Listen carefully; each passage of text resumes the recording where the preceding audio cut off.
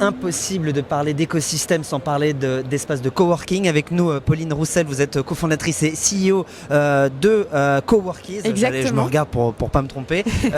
Coworkies, donc c'est un espace de coworking mais un peu spécial. Dites-moi un peu plus. Alors en fait, Coworkies, c'est une plateforme en ligne qui connecte les membres d'espaces de coworking dans le monde, donc de façon locale, mais aussi entre des grandes villes dynamiques et qui ont énormément de start-up ou de freelance au sein des villes. Comment est-ce qu'on fait pour bien connecter les startups ensemble et pour les aider justement à bien démarrer dans ces espaces de coworking? Alors, je vais parler un peu de mon expérience personnelle. Je suis general manager d'un espace de coworking à Berlin. Et je me rends compte qu'effectivement, c'est assez difficile l'intégration d'une start-up qui est nouvelle dans une ville qu'elle ne connaît pas forcément et qui arrive dans un espace de coworking sans connaître les gens autour d'elle. Parce que quand on regarde sur un espace de coworking, on voit des logos, mais on ne voit pas qui sont les gens. Avec Coworkies, on facilite justement l'intégration de membres au sein d'un espace de coworking, puisque sur la plateforme, vous pouvez voir en amont qui sont les membres de l'espace de coworking, quel est le pourcentage de start-up, quel est le pourcentage de freelance à l'intérieur de l'espace de coworking, et vous pouvez mieux décider à quelle communauté vous appartenez. Vous, donc, vous connaissez Berlin. Nous, on voit d'ici que le coworking, ça explose. Ouais. Vraiment, littéralement, à Paris. Il y a plein de nouveaux espaces qui se créent, j'ai envie de dire, presque tous les jours, ou en tout cas toutes les semaines.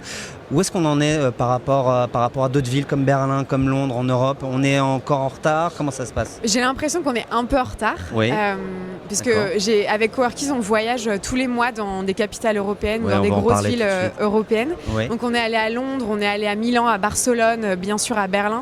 On est aussi allé à Sofia et c'est vrai que Paris, en fait, je m'attendais vraiment à ce que ce soit au même niveau que Berlin ou Londres. Et quand on a fait des recherches et qu'on a regardé, la scène du coworking n'était pas aussi importante que ce qui peut se passer à Berlin ou à Londres. D'ailleurs, hein, je tiens à le dire, mais à Viva Technologies, il y a vous et il y a le Remix Coworking. Le Remix Coworking, il n'y a que exactement. deux acteurs. Ouais. Pourtant, on parle écosystème et donc le coworking, c'est un peu au centre aussi de ce jeu-là. Et donc, vous me disiez j'ai été assez surprise de voir qu'il n'y avait pas autant d'espaces de coworking que ça. Cependant, quand on a commencé nos recherches il y a 6 mois, j'avais trouvé 20 ou 25 espaces de coworking à peu près. Et là, depuis que j'ai recommencé, il y en a énormément plus. Donc moi, je suis super contente de voir que c'est quelque chose qui se développe beaucoup. Mais je trouve que la France, pour l'instant, est un peu en retard. Les dernières statistiques qu'on a pu lire disaient qu'il y avait 400 espaces de coworking en France, ce qui n'est pas énorme, en considérant le nombre de gens qui sont sur le marché du travail. C'est vrai qu'il y a un petit peu un verre déformant si on regarde que Paris, mais encore il y a une grande marge de progression. Maintenant j'ai envie de parler du van, parce que là il y a marqué Google, il y a marqué Noali, il y a marqué aussi WeDoBiz, là c'est tout petit là, mais c'est là.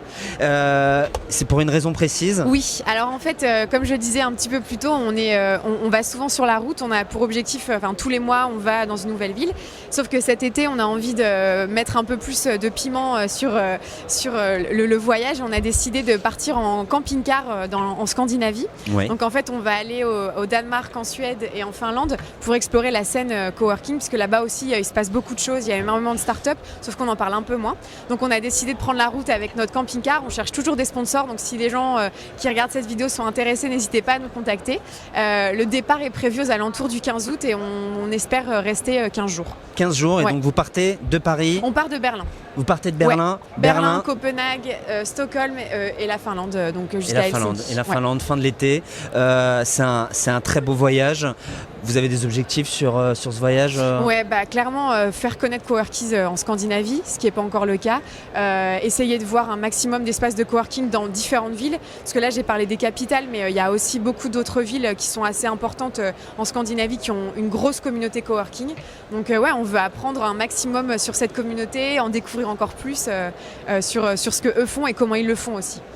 Entrepreneurs, si vous voulez aller à l'international, ou en tout cas avoir de nouveaux contacts à l'international ou autre part, passer par des espaces de coworking, passer par Coworkies ou par d'autres, évidemment, je le dis, c'est pas le but, c'est pas forcément de faire une publicité. Merci à vous d'être passé par notre plateau. Nous on continue aujourd'hui à parler avec d'autres start-upers, d'autres grands groupes, on parle écosystème, c'est le but, c'est l'objectif. Bonne journée, merci.